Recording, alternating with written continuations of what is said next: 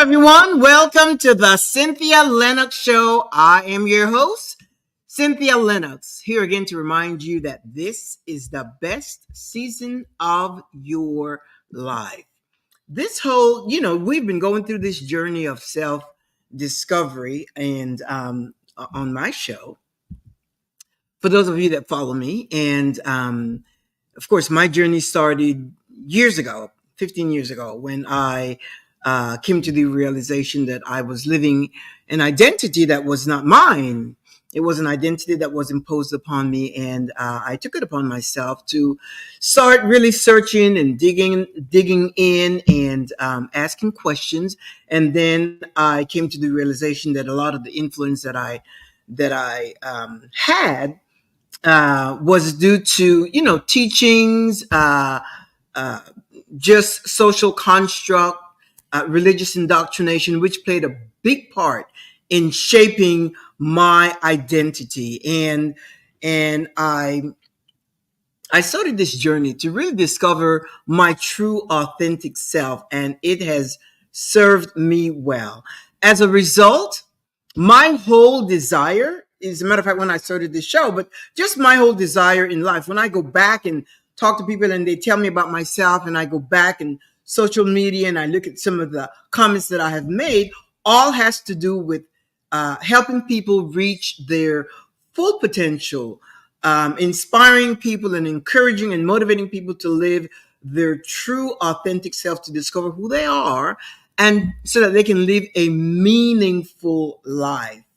And thank you for subscribing to my show, and for actually walking through this journey with me, or realizing, as a matter of fact, I'm happy for you that you realize that you also are discovering that there's more to you than what you have been all these years. Because unless you rediscover yourself, and it's not that you are hidden or lost, it's just that you are coming into an awareness, into a conscious awareness of who you are, away from external influence. You're discovering, who you are, what you like, the way you think, the way you process things, your views on things, where you like to go, the jobs you like to do, what makes you happy, what keeps you encouraged, what keeps you energized, what gives you vigor, what stimulates you, what type of conversations you like to have. All of those questions you're being able to answer now. And that is because when you discover who you are, those are the things that come into play, and it allows you to live your true authentic self. Now, most of you, or I'm going to address those of you that have expressed the challenge you're having with your religious indoctrination, and how you have come to a place that really, put the brakes on you. It's hard for you to progress simply because because of the thoughts you have in your mind. But keep in mind, if you stick, the stories that you cling to, it will make you unavailable to learn new things. So in your mind, I encourage you to open up, open up your mind, so that you can learn new things. Otherwise, you will cling to the things that you have already been taught, the things that you have already learned, all the teaching and indoctrination that you have already absorbed. When you cling to that, you have no room to learn the new. So you will be stuck in the person that you were shaped and formed based on external influences. So I'm going to encourage you. And again, I know my show is not for everyone, and neither is this show meant to offend anyone. So I'm just saying, if this does not resonate with you, then it's not for you. But for you that are going through this journey of self-discovery, of becoming aware of who you are, this is for you. And for you that have said how you have come to a place of a standstill, you don't know where to go because your desire to evolve is conflicting with your religious belief. Now, and you want to know how I did it. Now, one of the things that is so foreign, or let me just refer to myself, that was so foreign to me was when I got born again, that I took on a whole new world. I came from a life of being free and happy and carefree and happy-go-lucky to a life of structure, of rules and laws and indoctrination, and just a life that is so boxed in that I really could not be myself. But I became accustomed to that. I became used to that. So that's the way I lived for many years. But when I started, when I took on this path of self-discovery, this journey, then I realized that there's just so much more. And then I went back to the root. What caused it? And when I realized that it was due to my religious indoctrination that I was so shaped, so formed, so you know guided and so trapped in that thought of my self-image, I realized, wow, that's not good. It wasn't a good thing for me. So because it had to do with my religious indoctrination, I went back because, before, when I read the Bible, when I was a Christian, I read it with a biased mind. My mind was so biased. I read it as a book of history, stories that came from truth, and I did not question who wrote it, what the purpose was, who this God was. I didn't question any of that. I was just guided by the information that's written in the Bible.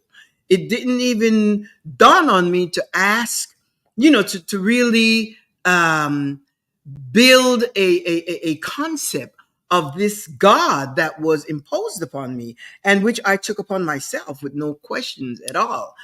I did not question anything. But then when I went back, when I was somewhat journeying through this self-discovery process, I had to ask question. Why did I believe that? And how did it affect my life? And I'm telling you, it had, I would say, almost 100% of how I was is the transformation that I took upon me when I got born again.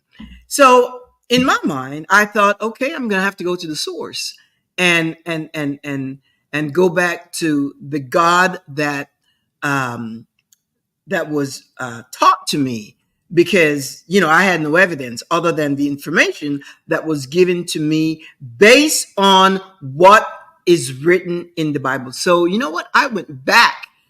Yeah, I had over 100 Bibles, and I got rid of all of them, but I still have my digital Bible that I could reference. And I went back and I started to ask these questions, about this God that is the author of everything that I was taught. And so I went back and I started asking all these questions. And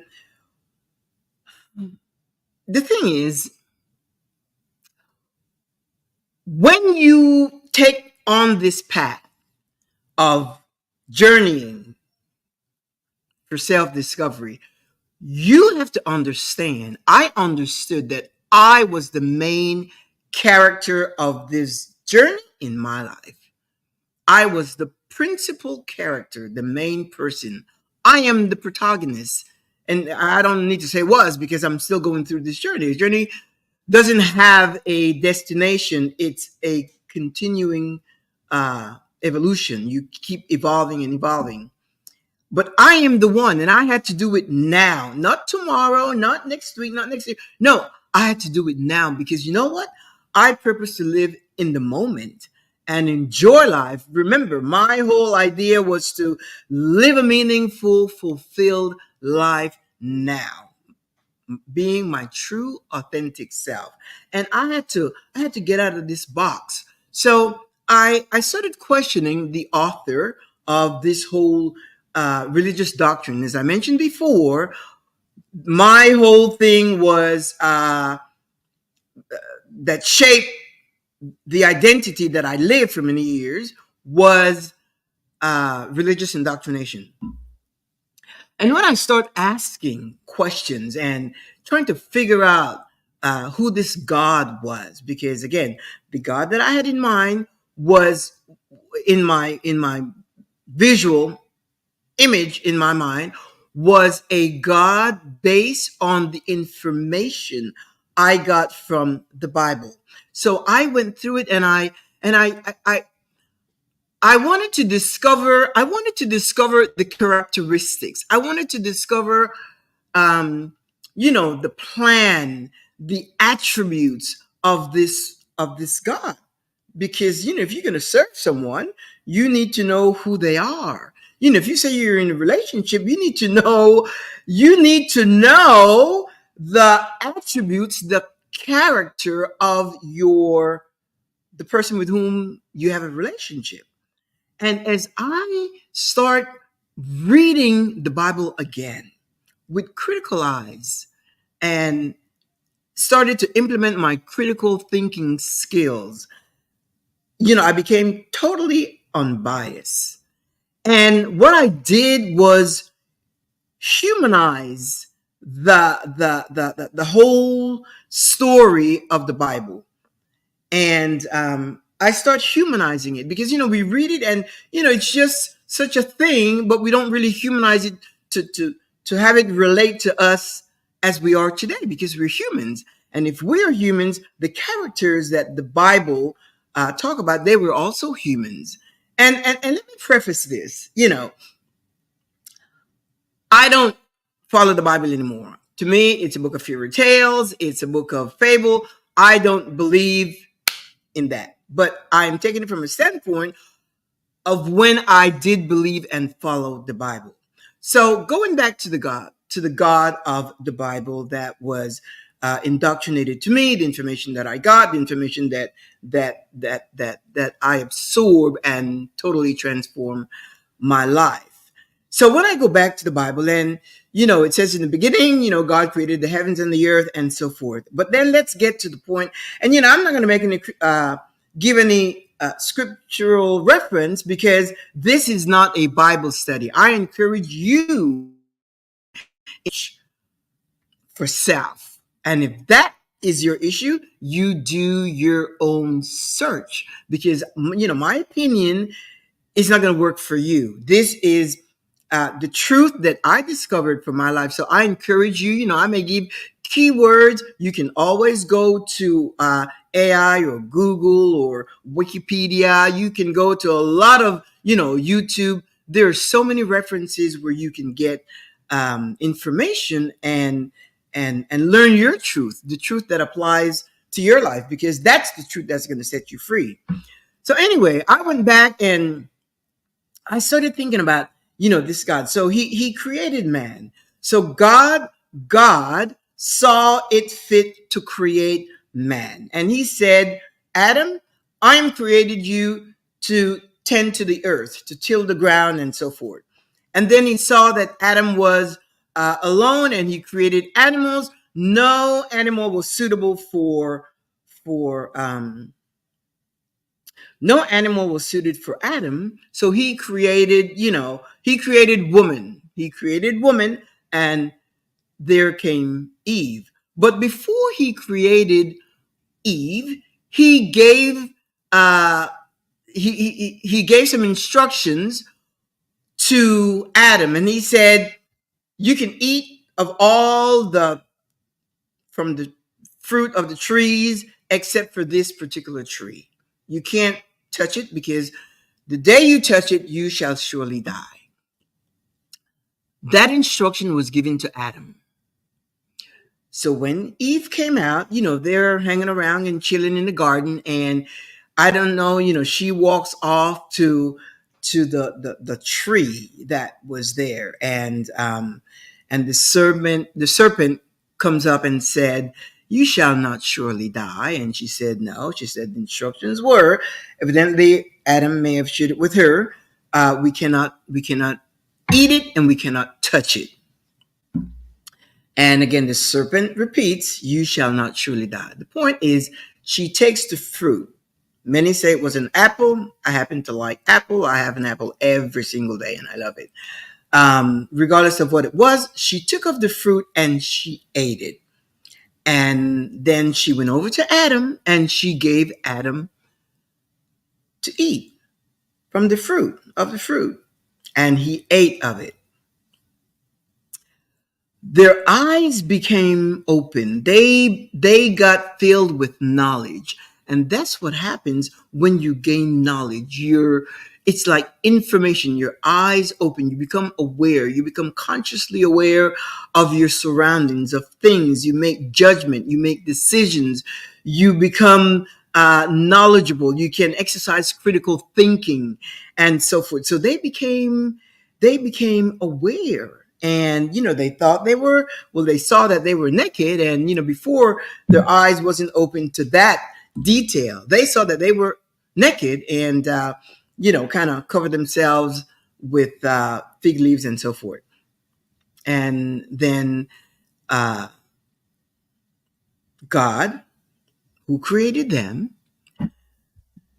came walking in the garden and said, "I see that you have eaten of the tree." And he said, "Because you have done this thing," obviously in his mind, disobeyed my guidance,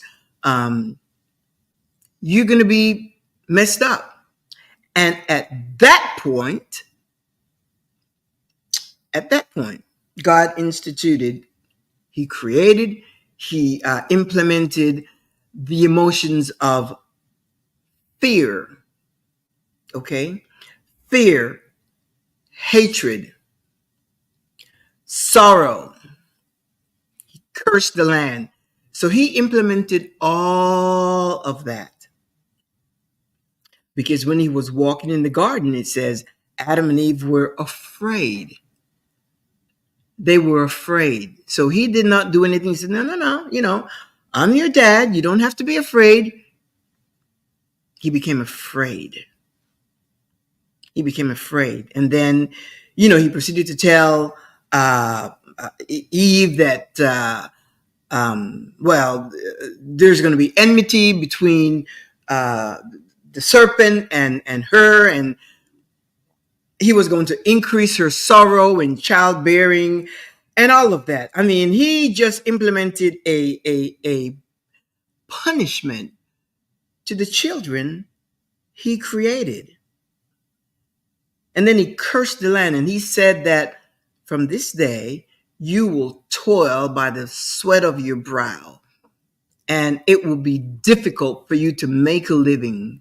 It won't be easy. You will struggle. You will strive. You will go without. You will, he said, sorrow.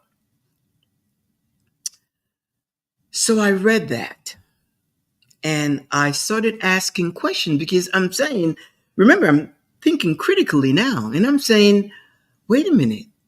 These are your children or your creation.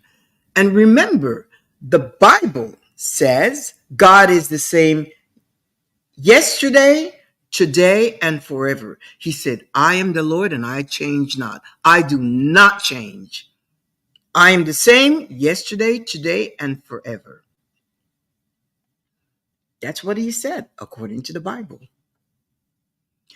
So I'm asking, I'm like, wait a minute, these are your kids.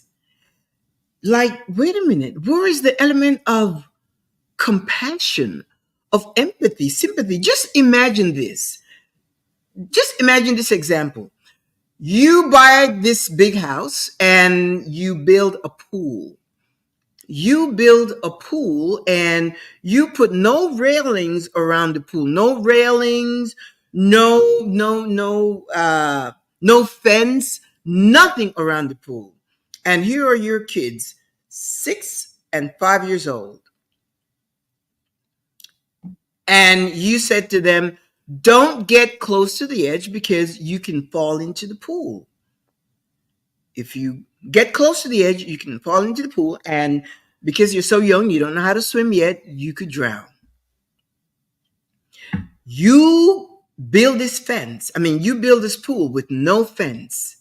So you were inside, and for some reason, they both got out the house and they're running around the pool, and you're inside, and you're not really privy of what's happening with them. And little buddy falls into the water,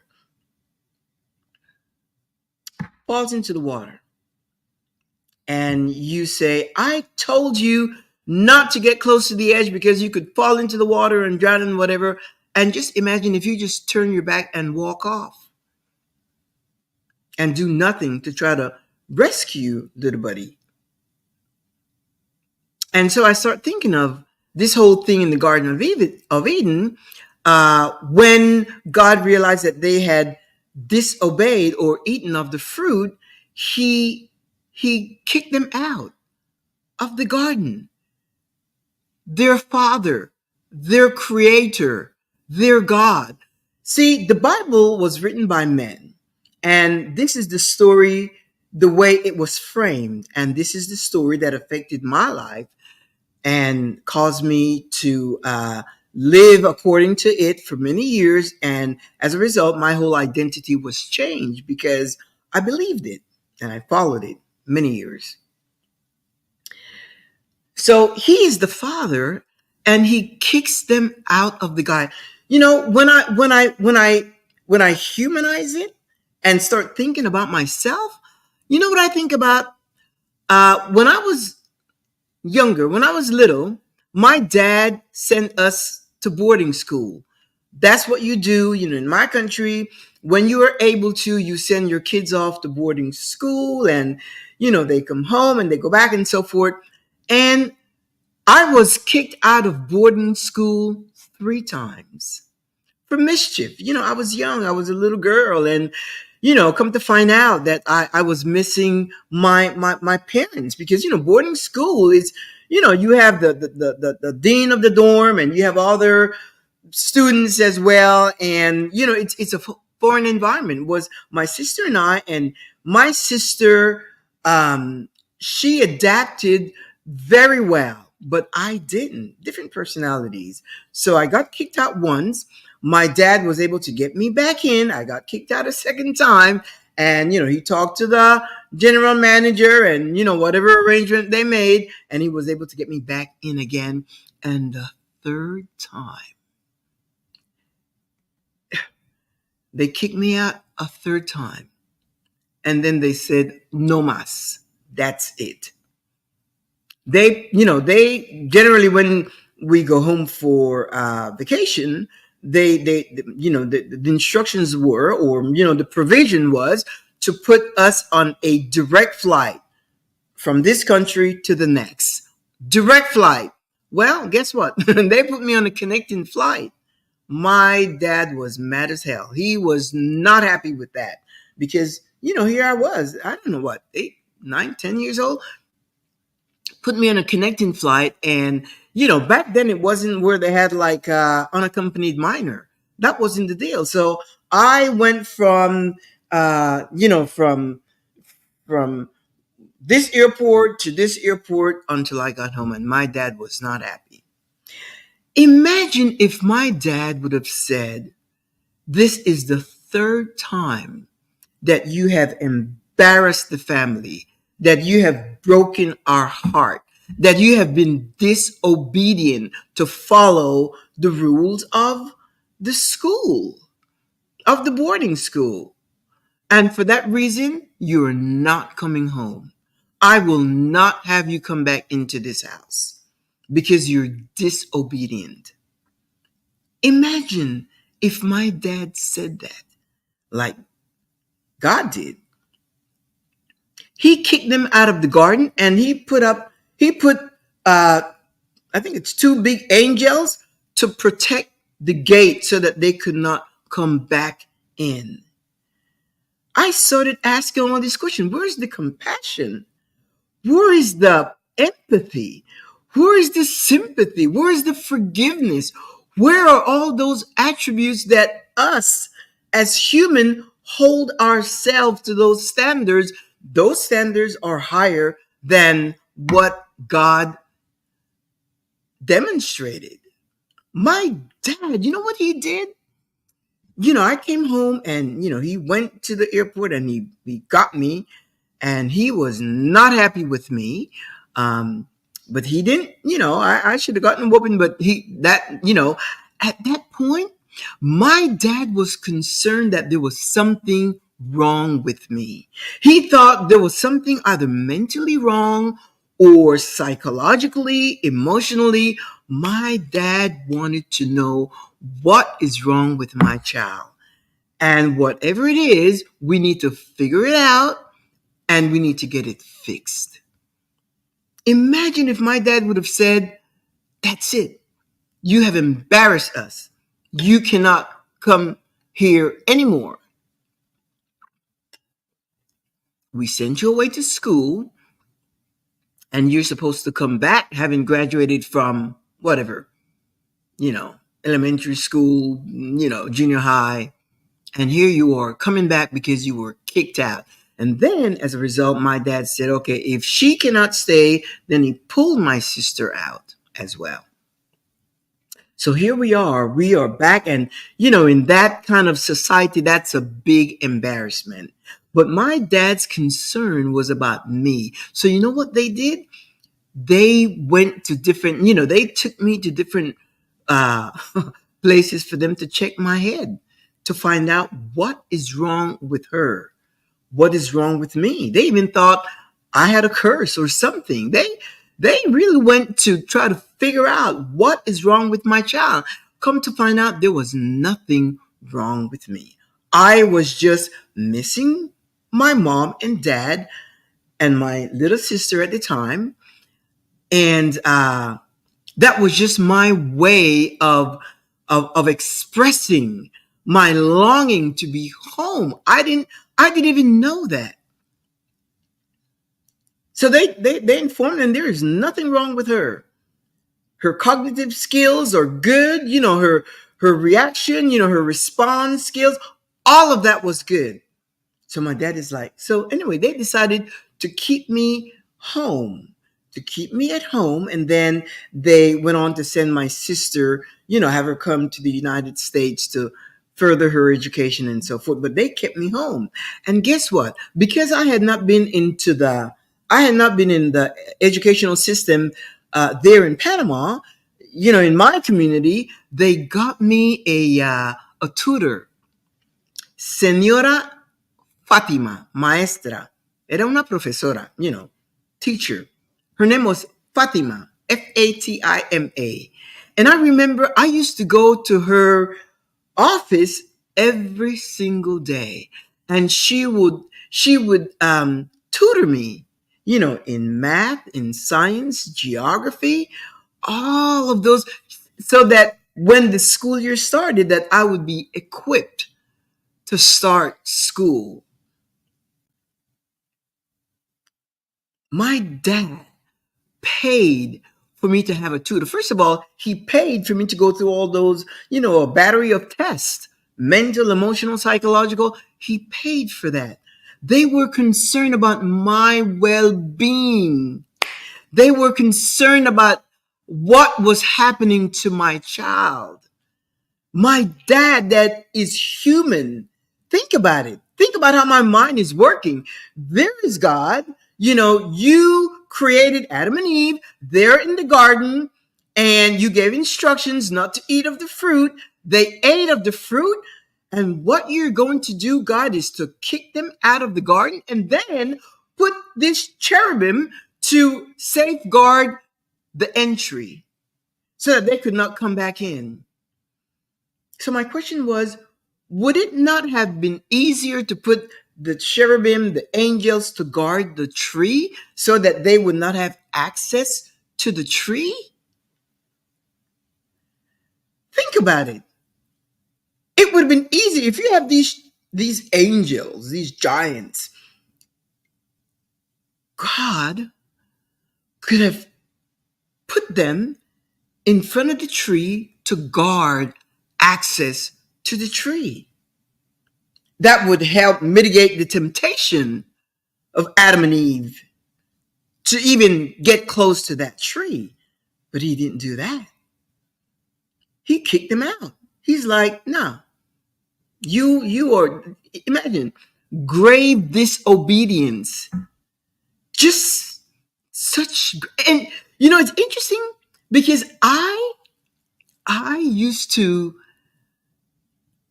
teach that when because I was an active Christian. I was in, I taught in Bible school and all of that. And I would teach in judgment of Adam and Eve, how disobedient they were. Think of yourself.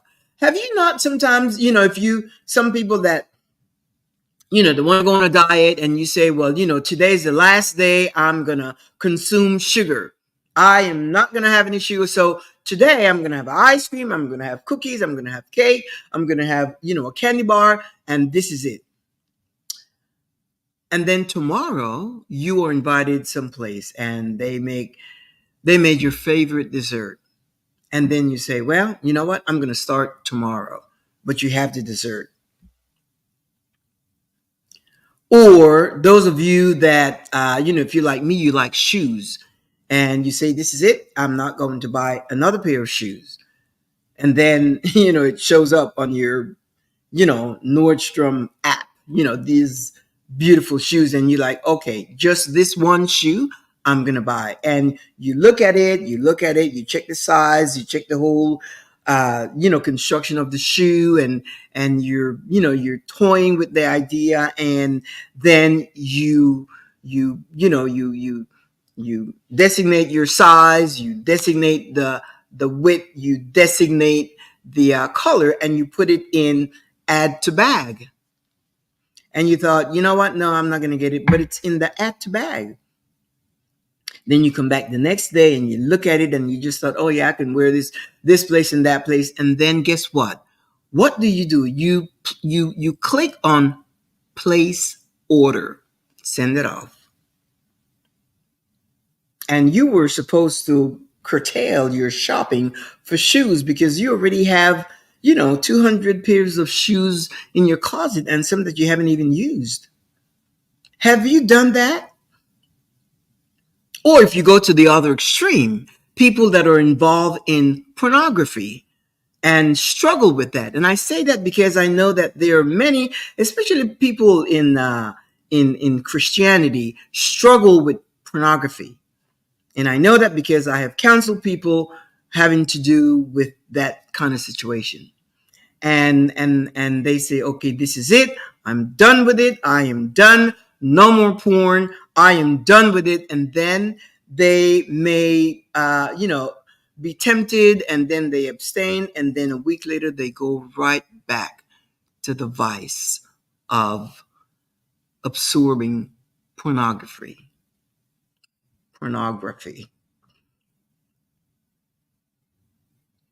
Imagine they missed the mark. You consumed the dessert. You clicked place order and you bought another pair of shoes that you really don't need. And a week later, you go back to your porn site to consume the vice. And then there's Adam and Eve. They ate of the fruit and God kicked them out. Now, you haven't consumed the dessert after saying you're going to abstain from sugar. You may beat up on yourself, or you may say, well, I'll just start the next day. And you may struggle with that. And then with the shoes, you may say, well, I'm going to, and you forgive yourself. And then with the porn, you keep beating up on yourself because it's something that you are so addicted to. But then when I think about God, not only did he curse the land, but he said to Eve, you will conceive in sorrow, and I'm going to put hatred between you and the serpent, and and the fear, because My thing is, when I think of God, based on the information that I created in my mind, the fact that they said, when he said, "Where are you, Adam and Eve?" And the fact that they said, "We heard you coming and we were afraid." What would you do as a parent? Wouldn't you say, "No, no, no, you don't have to be afraid. Come here." And even if you were going to discipline your children, what would you tell them? Come here. Let me tell you. Remember the whole scenario I did with the pool? With the pool, if you jumped in and you caught little buddy and you said, "What did I tell you? Did I not tell you not to come close to the edge because you could fall in the pool?" And you would take little buddy and take him inside and clean him up and make sure that he's breathing well and so forth. But you, remember, did not even put a fence around the pool, just like God did not put the angels to protect the tree, knowing very well, because he foreknows everything, knowing very well that they would have slipped. But you, with the pool, you would get little buddy and his brother, and you would take them inside, and then the first thing you would be doing after that, you would be calling contractors to make sure that you can build a fence, or it could be locked and they would not have access, and then you would probably take your kids to swimming classes just in case. You would be doing all of that. As a matter of fact, if you're child seemed like he was gasping for breath, you may even take him to the doctor to make sure that his lungs are clear, and you would nurture the child. Where is that God? Where is that God? Those are the questions that I ask myself. Where is that God? They said they were afraid. Did you do anything to calm their fear? Did you do anything to relieve the whole point of sharing with telling Eve that she will conceive in sorrow? And you were right. Childbearing, yeah, it's a painful thing. Where is that God? So when I think of all of that, I start asking these questions. And these are all valid questions. These are all things that I just, when I read those in Genesis 1 and 2, when I read that years ago, it did not occur to me to question the author of all of it. It did not. It did not. It did not. There was an element of fear and decision that you make in your mind that God is creator and he can do everything. Well, came a point that we hold God responsible. That we hold God responsible. And not everybody has that kind of confidence, because most people approach that relationship out of fear. The same fear that started with Adam. He said, "We heard you coming and we were afraid." Can you imagine if I went back to Panama and you know what? I was afraid. When I was on my way back, remember it was a connecting flight. And when I was on my last leg back to, before I got home, I was so afraid. I was afraid that, I embarrassed my family's name and embarrassed my parents, and how would they even account for me coming back? I'm not even graduated from primary school or none of that. I was afraid. But when I met my dad, he picked me up, and he was not happy. He was not happy. But he didn't give me a whooping or anything. We went home, and my mom was happy to see me, and so forth. Remember, my sister was still back at the school. He didn't, wasn't till after, a couple days or whatever, he said, send her. We're not paying another month's tuition. And of course, it wasn't their fault. It was my fault because I was mischievous. It was me. There were three of us, three younger ones in the dorm: Ofma Rivas, Olga Rivera, and myself. I remember that clearly. And we would just do a lot of mischief. And they were very strict. But my dad, the next day, my mom was busy trying to get appointments for me because they thought there was something wrong with me. And they thought if there's something wrong with my child, we are going to fix it. By then, I wasn't afraid. I was just happy to be home. I was just happy to be home in my environment, having the comforts of life and just being at home. I was happy and I was not afraid. And even though, it's interesting because, my dad in his life, in my life, has never told me he loved me. Ever. My dad has never said, I love you. But boy, did he show it. He showed it. He just didn't know how because my dad became an orphan at the age of 7, I believe. So he didn't have that nurturing type of environment in which he grew up because he was, with relatives and so forth. And then he went, from, to Panama and made a successful life for himself. And the thing with my dad, all he wanted to do was to provide well for his family. He provided well for his family. So I didn't get a whooping at all, but I went from appointment to appointment. And again, they discovered there was nothing wrong with me. So are you saying that my parents have a higher standard of morals than what God showed to Adam and Eve? You've got to question that. Do they have a higher standard of morals and understand human dignity and the value, the worth of me than God showed toward Adam and Eve? When I think of it, my friend, when I think of all of that, it made me question, who is this God that I'm following? And it start to hold God responsible.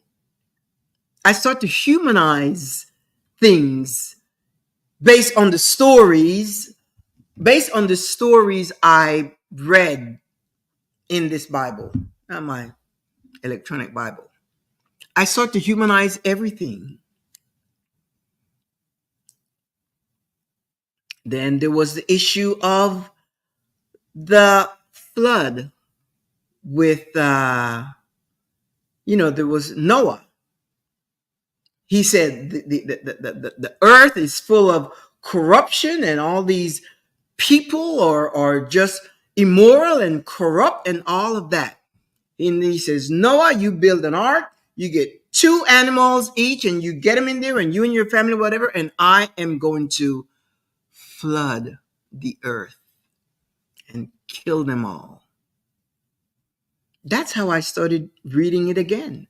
I'm going to kill them all. Just imagine you are at home with your family watching Netflix, whatever, and it starts to rain. Well, it rains, whatever, and then you realize, wait a minute, the rain is coming up, in the house and so forth. And it starts rising and rising and rising and rising. Do you remember, for those of you that are in the US, do you remember Katrina? You remember how gut-wrenching horror that was? People on top of the roof trying to save themselves from that water that was rising. and a man holding his wife's hand, and she is saying, take care of the grandbabies or something to that effect, and he just couldn't hold it anymore, and she died. She drowned. Imagine a whole population of people, and then you have Noah with his family in the ark, and the water is rising, rising, rising, and they're saying, help, help, wait a minute, help. Where is the God of compassion? Where is he? This is not, I don't even know why I'm getting into this, but I'm just sharing with you, these are the things that freed me, that took away the fear, made me free to be my true authentic self. People are screaming, babies and children and men and women screaming, and the water keeps rising, and they all drown and dead. Where is the human element in that? Where is the compassion? Those that wrote the Bible, they did a horrible job creating this God, because we create this God. And I'm not, you can worship, there are many gods. You can worship whoever you want, but I'm saying this God of the Christian Bible, it was created by them. And that's the story that they attach to them. And based on that, that's the information. Based on that information, I created these images in my mind about this God, because he's all in my imagination, or at least was. I don't, right now it doesn't matter to me whether it's God or whether it's I don't spend time thinking about that. I went back and I revisited Genesis simply because I am sharing this show, and that's what you have shared with me. And then there's the other story of Sodom and Gomorrah. And then again, there's another, it's no different from today. You see all these things happening today. They're human, and some people do bad things and some people do good things. Some people are, but the value of each life is worthy. But it's no different from today, Sodom and Gomorrah. And he said to Lot, Abraham's nephew, I believe that's who it is. Again, I have disconnected from this whole Bible narrative for so long that, now it's coming back. But I think Lot was the nephew of Abraham. And then he says to Lot, the wickedness of the people of this place has grown to such an extent, I am going to annihilate them with fire and brimstone. I'm going to burn it up. And he says, get your 2 daughters and get your wife, and you flee, because I'm going to rain down fire and brimstone and burn them all up. That's wicked. In my mind, that's barbaric. It's like a tyrannical maniac. That is barbaric. That is my conclusion. And you can say God can do whatever he wants. That's barbaric, because I wouldn't even do that. You probably wouldn't even do that. But that's the reality of what's in here. That's the reality of what's written in there. And then he says to Lot and his 2 daughters and his wife, he says, don't look back, because if you look back, you'll turn into a pillar of salt. What? A pillar of salt? What the hell? Why? Just imagine, you are fleeing. You may have left your friends, family, acquaintances, people that you know, people that you love, and you are fleeing, and you just look back. It's like, oh my gosh. And he turns Lot's wife into a pillar of salt.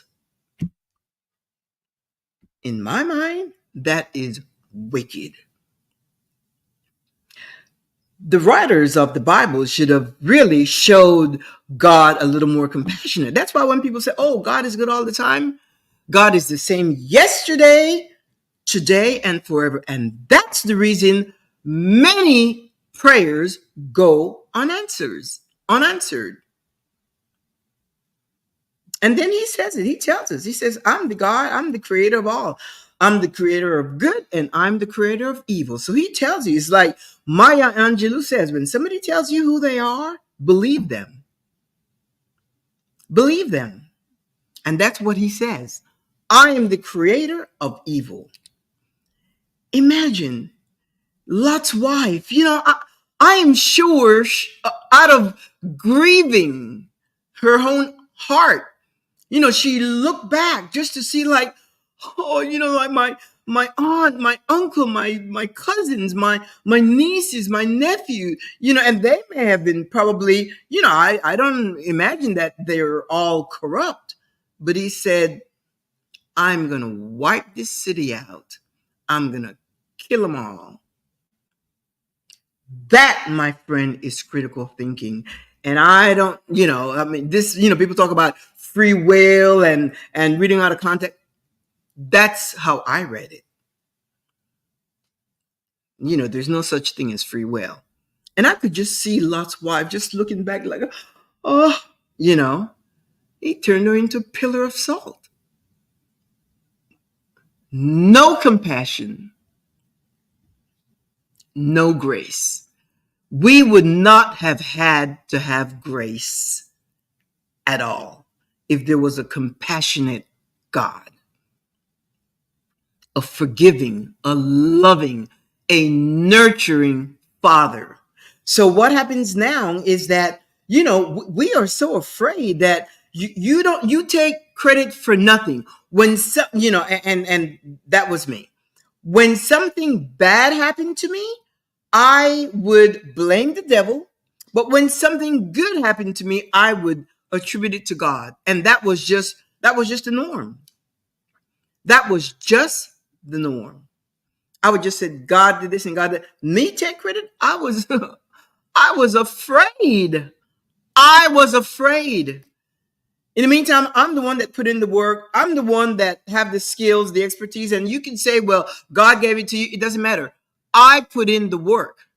And my dad, when I went back and finished tutoring and all, and my dad, he was just, I went to school and I became like an honorable student and leadership in school and all that. And then he registered me into the Atlantic City Country Club. And then I had my debutante. My dad did some things. I used to get like a new dress almost every week because I just like nice things and whatever. And my dad was, as a matter of fact, my dad was the person that said to me, and I've shared this a story before, we went to the store and he's over there, I'm over here looking at this dress. It's beautiful and so forth. And the dress is expensive. And so my dad is over there looking at me, looking at whatever.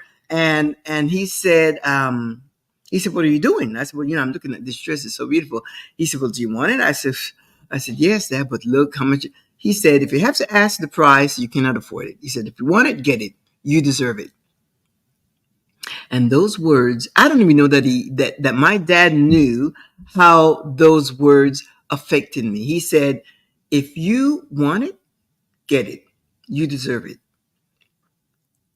And so I went through life thinking that I deserve to be happy, to be well provided for, to be loved, to have good relationships, to have the things that I want, not to mention the things that I need, to have that, to have a good life, to be able to travel, to do the things I want to do the things that make me happy, to do the things that keeps me, energized and, invigorated and happy.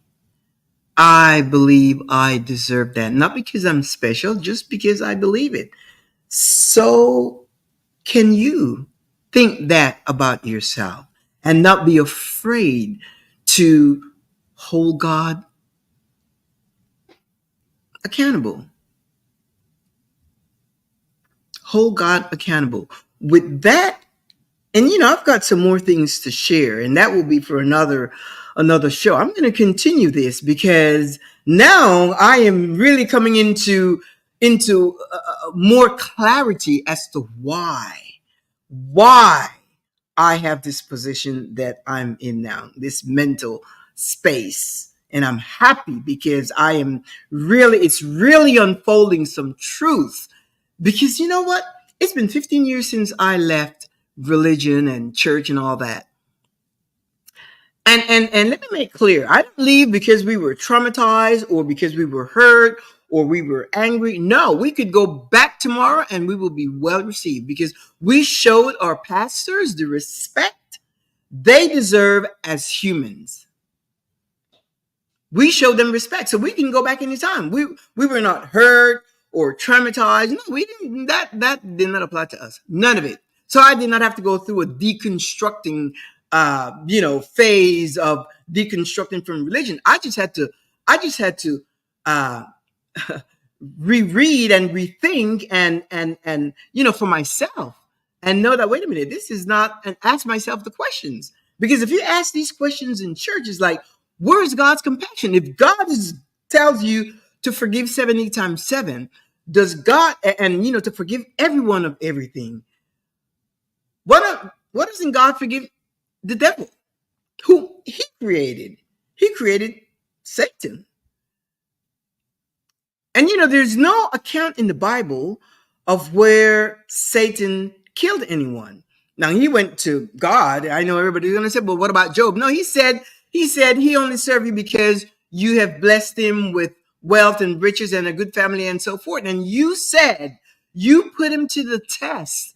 Imagine, that's why everybody walk around, saying, "Oh, this is a test, this is a trial." What kind of a life is that? That is abhorrent. What kind of a life is that? Oh, I'm going through a test. Oh, I need a breakthrough. I'm going through a trial.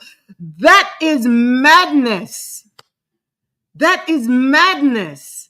How can you live a life of peace and joy and contentment and good relationships with people? No, if you're always going through a trial and lack and not having enough and not feeling well. He said, "I am the God that healeth thee." If you are not well, the compassionate God that you think he is, or that I used to think he is, you should be able to imagine. I came back and my parents thought there was something wrong in my mind, and they went to the best therapist to seek help for me, to see how I could be healed of any kind of mental situation. If I was schizophrenic or bipolar, back in those days, we didn't use those terms, but if I was cray cray, that's what they would have said. If is she losing a nut? She's losing, a screw. What is wrong with her? 3 times expelled out of school. So they seek to get me well. And today I find many people that call themselves believers. Somebody said the other day, "Oh, God is good all the time," and they were just going on. And then in another breath, they said something like, "Oh, yes, I suffer from migraines." And that was just normal. That was just normal. But in another breath, they said, "God is good all the time." I hope this helps you.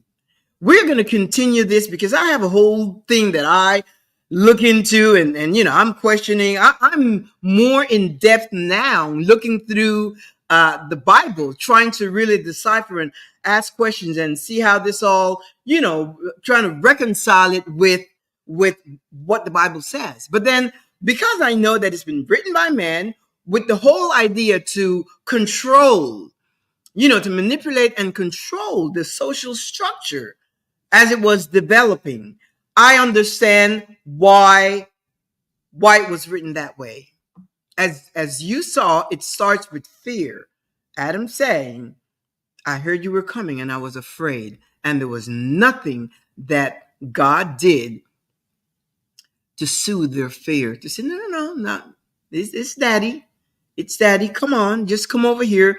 Now, I told you not to eat of the fruit. Why did you? Okay. And then you start giving instructions. You start giving instructions. That didn't happen. Why did it not happen?